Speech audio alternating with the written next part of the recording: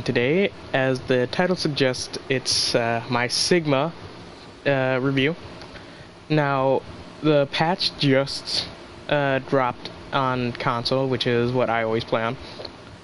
And I gotta be honest, I played one match of him, and he's harder to play than you would think, especially with his main fire and his abilities. Because if you think about it, he's almost like Doomfist. You gotta know which abilities to use and when.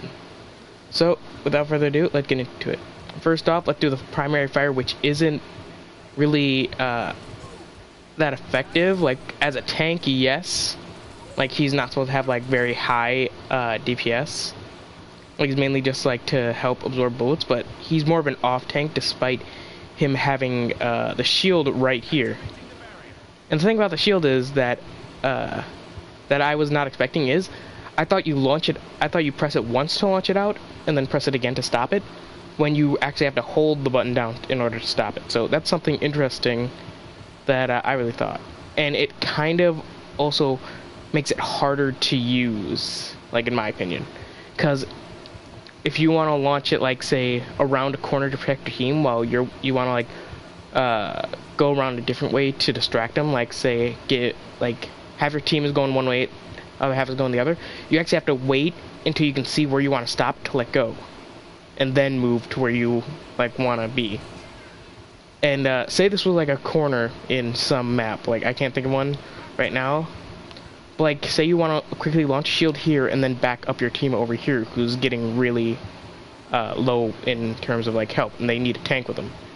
You can't just tap this and then move, because as you can see, if you just tap it, he won't launch it out. You actually gotta hold it, place it there, and then move in order to see where it essentially goes.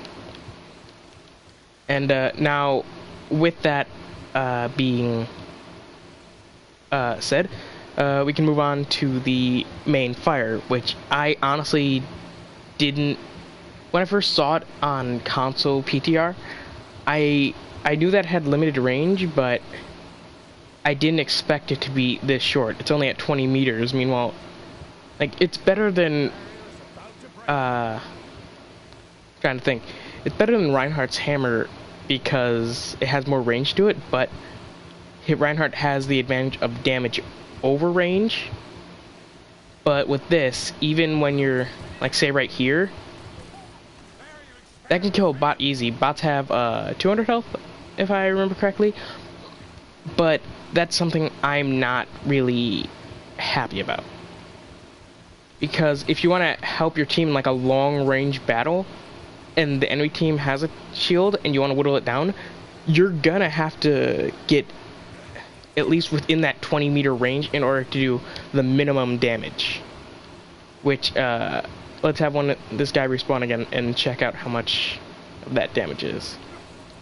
That's like the least damage. That's about 75-ish? 75 health, and that's minimum, and if both targets land. So whittling down a shield like Reinhardt or Orisa, that's not really going to be useful. It is if you're going to put up your shield and then theirs, but what other tanks have the advantage of is they can continuously, like, push up with their shield, and this is kind of like Orisa's, where you need to put it up and then move, but it also has the disadvantage of you having to deploy it, stop it, which gives the enemy team time to push up to an extremely close distance, and nobody's gonna want to fight where two shields are right next to each other. And if and say that you put it right in front of the enemy team, they can just slightly push up, put their shield right in front of it, forcing you to recall it and redo it. I feel like that's gonna take a lot of time to do, so you gotta really position that shield well. And please note, I'm in no means a Sigma main or expert, because even I have limited experience with them, so take what I'm saying with a grain of salt and try him yourself. Next ability is, what is the ability called? I forgot. Give me a moment, gotta go back to spawn to check out what the ability is called, because I messed with my button mapping.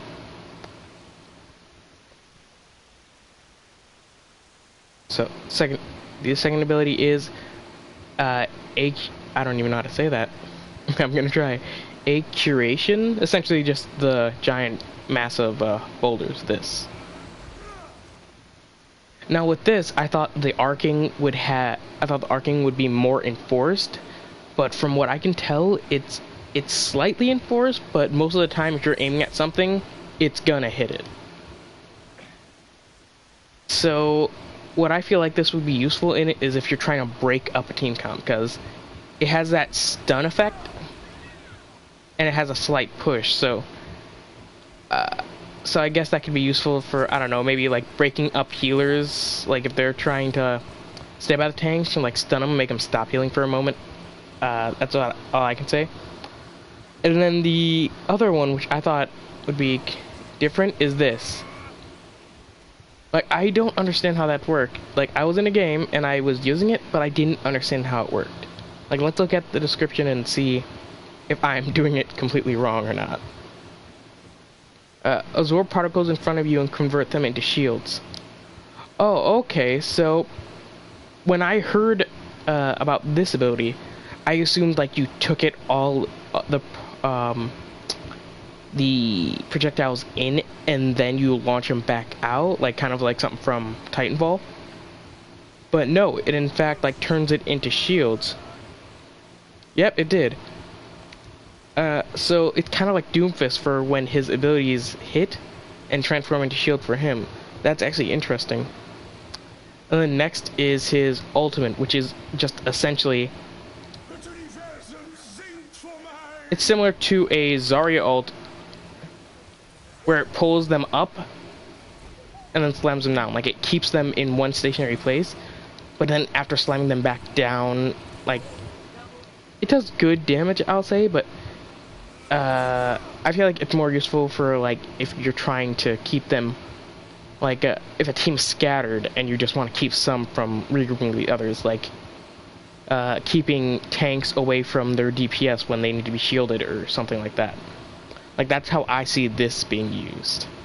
In terms of combos, I guess you could use it with, like, a Junkrat ult or even Reinhardt, like, after you slam them down. Because I'm not sure if the actual slamming stuns you or it's just damage. But it could be useful for like keeping people back without actually hindering or like doing a risky move or anything.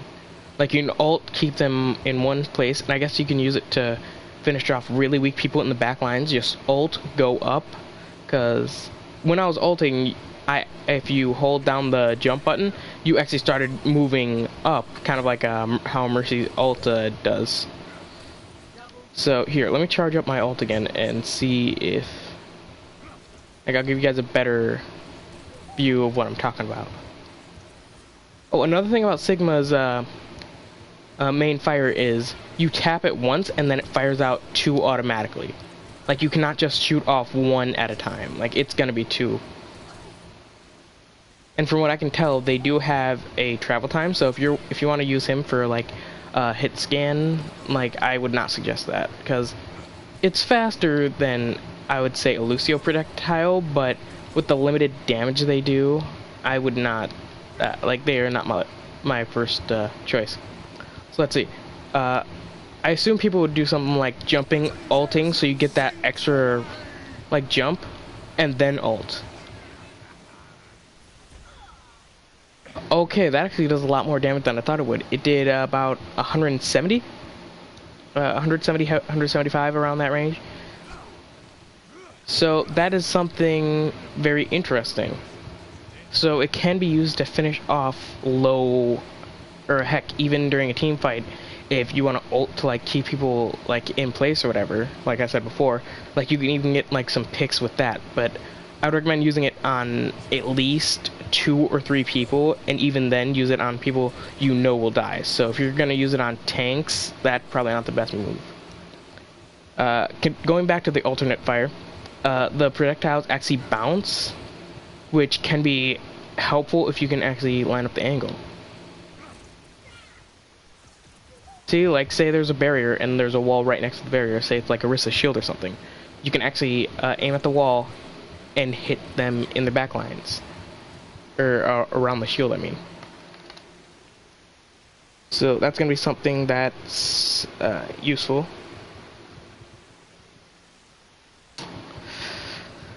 And yeah, that's pretty much all I have to say about this. Like, he seems more powerful than he really should be, but once again, he's a new hero, so they're probably gonna do some nerfs on him. Like, I would say, like his, what's it called, his shield, because I'm not sure that if it breaks, then it's on cooldown. But as you can see, you can just cancel it anytime and get it back to full. So it's more useful than other shields where you actually have to either wait for the cooldown or you gotta wait for it to recharge. Thinking about Orisa and Reinhardt's barriers.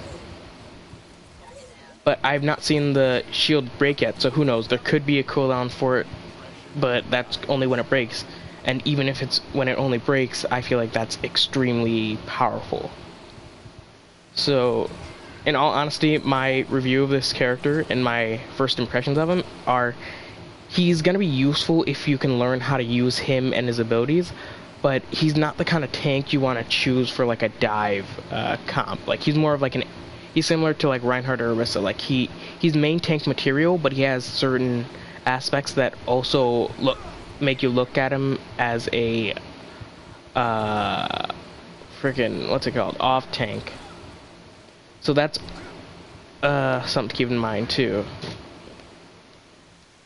And if you guys are wondering why I'm like going like and sounding like this, it's because it's late at night, and I could have done this earlier, but I didn't feel like it. But anyways, I'm just gonna leave it off here. I hope you guys enjoy this video, and I hope you guys enjoy playing with the new hero that came out. Jeez, come out. I cannot English. Anyways, it's just Gus here. I'm signing off, and you guys have a wonderful day. Goodbye.